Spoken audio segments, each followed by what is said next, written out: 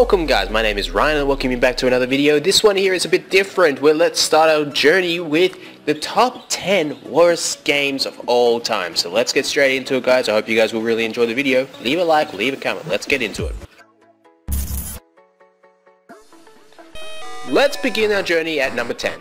Now, it's sadness that we have to go back to the 1980s, but with our old buddy Pac-Man. Now this is the Atari 2600 version. Now let's be clear, we're not discussing Pac-Man in general because it's an awesome game, but only this particular version on the Atari system, which was released in the 1980s.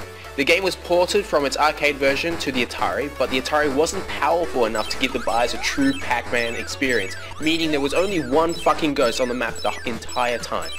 Now that's because there was frame rate issues and the game had reduced graphics, if that was even possible on a Pac-Man game, even though it was not really graphically demanding. But the Atari system was that bad it could not run the entire Pac-Man game.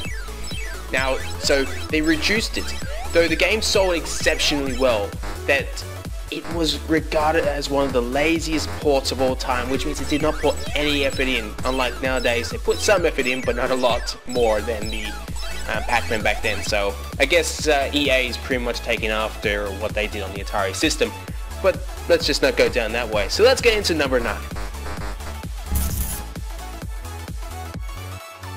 Coming in at number 9 was a huge disappointment to the PS Vita, was Black Ops Declassified Call of Duty. Yeah, they tried to release a title on the PS Vita. That did not go too well. When we were first shown the PS Vita, we thought we were being shown the future of handheld game units. Now this was a very powerful unit. It has a touchscreen and is really nice to PS Vita. Well, it's pretty much been a huge disappointment to all of us. It has been, and in that regard, the Vita has a ton of awesome indie games. Really does have some awesome indie games, but has very few quality AAA games. While the Uncharted and Killzone releases were pretty good, Activision's attempt on the Call of Duty on the PS Vita was shit. It currently sports a Metacritic rating of 33 out of 100 because it had a shitty ass campaign, very short, and was downright shameful. No one wanted to play the multiplayer because it was an awkward style. The controls were really weird, it was very unusual with the touch controls, and the campaign was incredibly short. So in all in, this is a Call of Duty you don't want to bring up again. You just want to completely forget.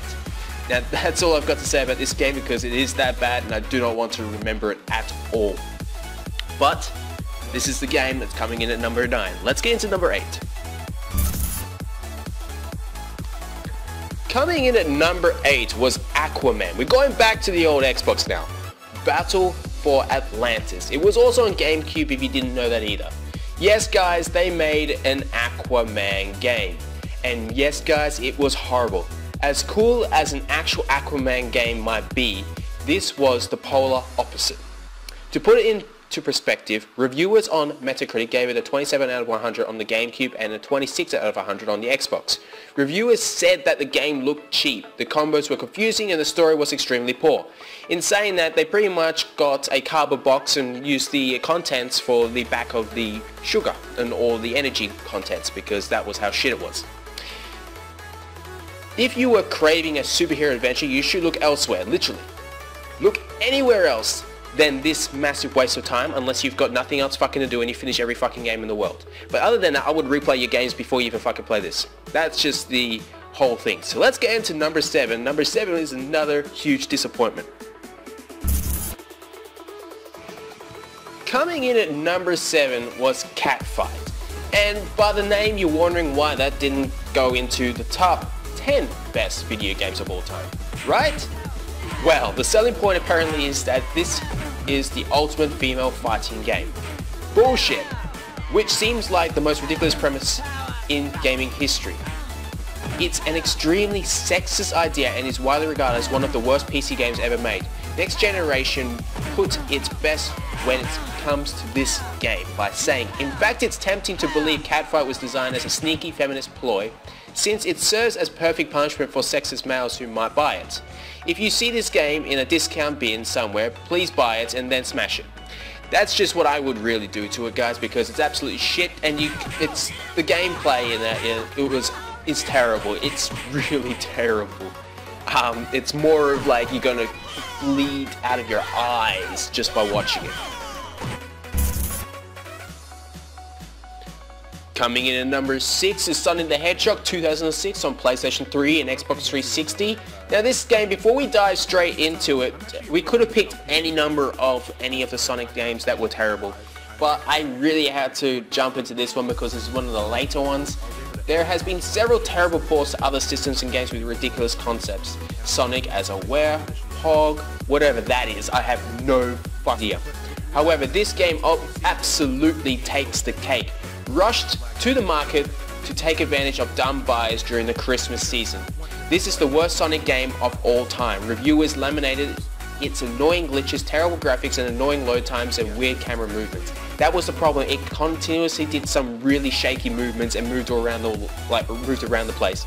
It was not very well done. If Sega would have put a lot of effort into this, especially because I know they're bought out, if they put effort in, it would have been a really good Christmas rush. But no, they did not. I can continue listing its problems, but then we wouldn't have time for any other games. If you want to buy a new Sonic game, opt for Sonic Generations, not this heaping pile of shit. Trust me guys, do not go for it. Let's get on to the next one. Coming in at number 5 is The Crow, City of Angels, PC, PlayStation, and Sega Saturn. I think this was Sega's attempt on a horror game. I have no idea what the fuck this was all about. As a rule of thumb, always avoid video games based on movies. If you remember the Crow movie, that was really good. Very few have been average and even fewer have actually been good games. Mark this one as one of the worst of all time. The game loosely follows the plot of the film, which means it goes on a completely different story. It might as well just done Charlie the Unicorn and talked about fucking rainbows. But on that, it's a 3D beat 'em up that makes you want to beat yourself up for purchasing it, because it's a waste of fucking money. Its scores at Game Rankings is a sad 23.5 out of 100, and most reviewers state to avoid this game like the plague. So you might as well rather get Ebola than this. You don't want to get this. IGN was the hardest on this, giving it a 1 out of 10, while saying the gameplay was slow and the load times were even slower. Luckily, I can say I've never played it, so IGN, what the fuck were you guys doing? But somehow it still haunts my nightmares because I cannot stop looking at this shitty ass game. Coming in at number 4, why is that the superhero games are absolutely horseshit? Batman Dark Tomorrow GameCube and Xbox was absolutely terrible. This is the game that made me skeptical of the Arkman series. Luckily I got over that and played the best superhero games ever made. But still, it was tough to trust DC after this and another entry on the list. The reviews for this game were so harsh that the PlayStation 2 version was cancelled before it could be released. Hallelujah for that, because that would have ruined my PlayStation 2 experience. Seriously. Metacritic has it at a 29 out of 100. For GameCube and Xbox was 25 out of 100. This terrible superhero game made weird camera movements, repetitive tasks, and horrible gameplay. The only redeeming quality it had was the story, but the story alone couldn't save a piece of garbage. So literally you might as well throw that game out because it was absolutely terrible. The graphics were terrible, the camera angles to the action was even worse. So this game here definitely deserves to be at number 4. A game that was recently released in 2014, Rambo the video game, should have been a really good game, not looking like an 8-bit crapfest. But the game was released in 2014 with high hopes of reviving the 80s movie The First Blood when you're getting chased by the authorities and you're fighting back. This game here should have been really good. It should have been an easy transformation for the Rambo series to go straight to consoles and all that. Especially if you would have got Activision and EA working together on it, it would have been really good because they both put high action into games and put survival elements as such in games. If you got Bethesda, you probably would have had a better result as well. But this game here looks like it was pretty much taken from the movie and shoved into a video game. It looks absolutely terrible, it does not look good at all, and is rather bad. The light gun format did not translate well to average controllers, so which means the controllers were not compatible with this game at all.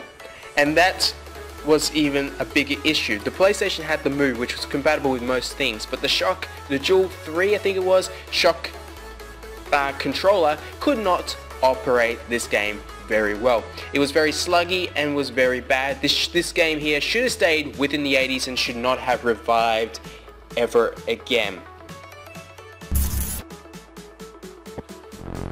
E.T. the Atari Terrestrial, Atari 2600, comes in at number 2. This is another one that's been based on the movie, I'm pretty sure. The game that nearly killed the video game industry and the one that killed Atari. Young people may not remember Atari, like me. No, I do actually, because I used to have an Atari console, but that doesn't matter. I'm not that old, guys. I am reasonably young, before you guys think I'm old. But there was a time where they were as powerful in the gaming industry as Sony and Microsoft are now. Apparently the game was created in 5 weeks and rushed to the market for Christmas, just like the Sega Sonic, okay? They expected to sell 5 million units but only sold 1.5 million. And most of those were returned anyway, because it was shit. All the unsold and returned games were buried in landfill in New Mexico and were recently dug up. They will be used as a torture device for terrorists, because that's how bad. The graphics were absolutely terrible. The gameplay was horrific. The user never sure of what they needed to do in the game, so there was no explanation of what to do. It's commonly found on the list of the worst games ever and is usually only found behind the next game on our list, because the next game is another superhero game I utterly hate. So let's get into number 1, guys.